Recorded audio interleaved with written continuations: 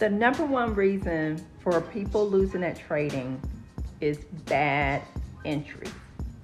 And I'm going to go over three main ways people do bad entries. What I mean by bad entries, I mean they enter the trade at a wrong point. And I was about to say another word, it just makes everything goes to HELL.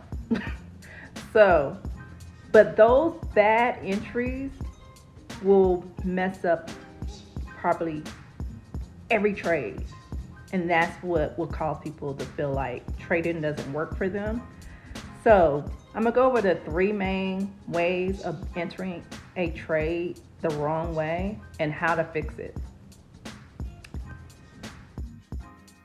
So the three ways that people enter the trade at the wrong spot, which is the number one reason for losing trades, is they're entering too early, too late, or in the wrong zone. And really the wrong zone can go either way. You're entering too early or too late.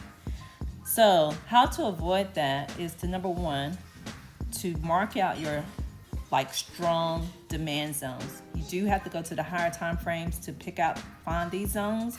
I typically color code them in green and my rejection into a totally different color, typically for me is pink.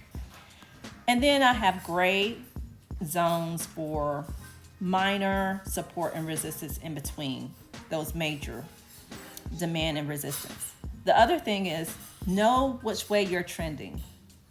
Know also from a higher time frame, and if you're trading off of the lower time frame, still know if you're higher time frame, if you're trading on a downward trend or upward trend, so you'll know which way to trade on the lower time frames. I typically like to use the parallel channels because it gives me some flexibility when it breaks a trend line.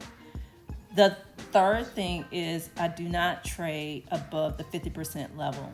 So if I'm not already in that trade, then I do not go in it.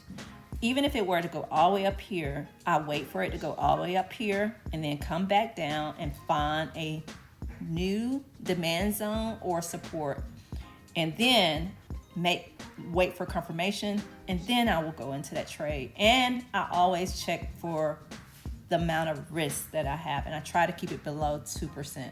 So these are the ways that you can avoid entering the trade at the wrong spot.